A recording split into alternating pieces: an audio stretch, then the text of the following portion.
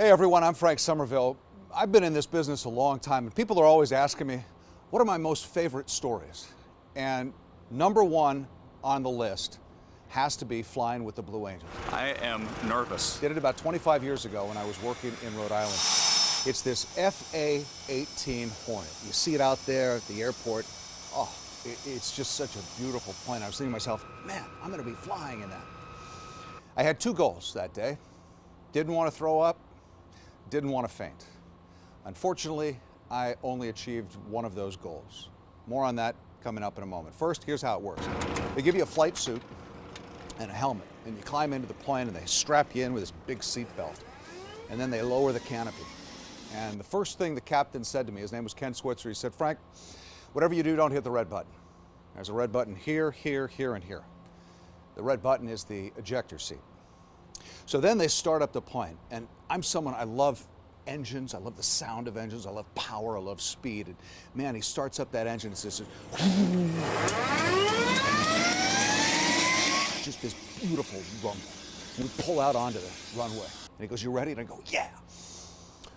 So he goes, okay, here goes. And we take off down the runway. He pulls about 50 feet off the ground, and he says 100 miles an hour, 200 miles an hour, 300 miles an hour, stand by, pull. And on pull, you have these two metal bars, and you go like that. And the plane just goes stand by, pull, straight up.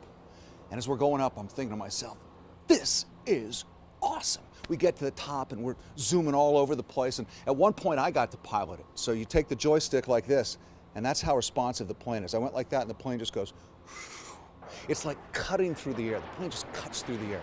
The problem was, I started to notice a little pit in my stomach, and I just thought, okay, take a deep breath, it's gonna be okay. And I was thinking to myself, please do not let me throw up. And unfortunately, it kept getting worse.